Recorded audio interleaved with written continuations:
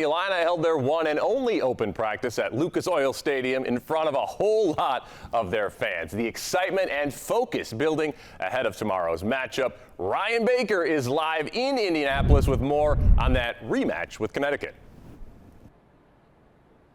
Matt, by this time tomorrow, this place is going to be packed with 70,000 fans, with a big chunk of them clad in orange and blue when the Illini take on UConn in a Final Four rematch from their first meeting this season at Madison Square Garden back in November.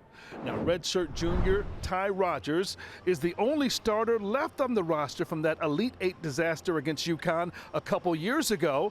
The Huskies took another bite out of the Illini in that double-digit win on Black Friday.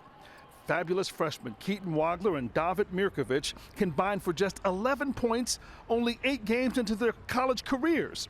Well, after that early loss, Brad Underwood switched Wagler to point guard, which resulted in a consensus All-American season, and he's hoping a first-ever national championship.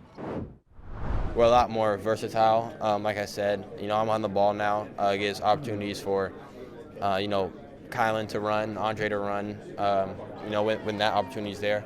Were you still finding your way as a freshman then, with just a handful of games into the season? Yeah, I definitely say I was going into that game.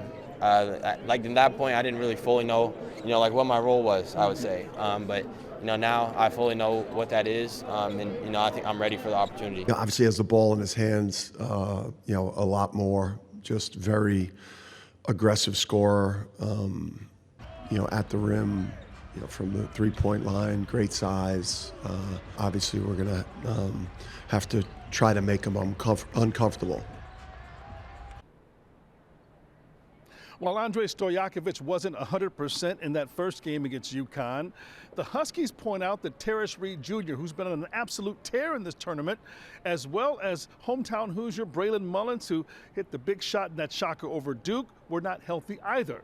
We do know that both teams are humming right now, and they're going to bring everything and the kitchen sink to get to Monday night.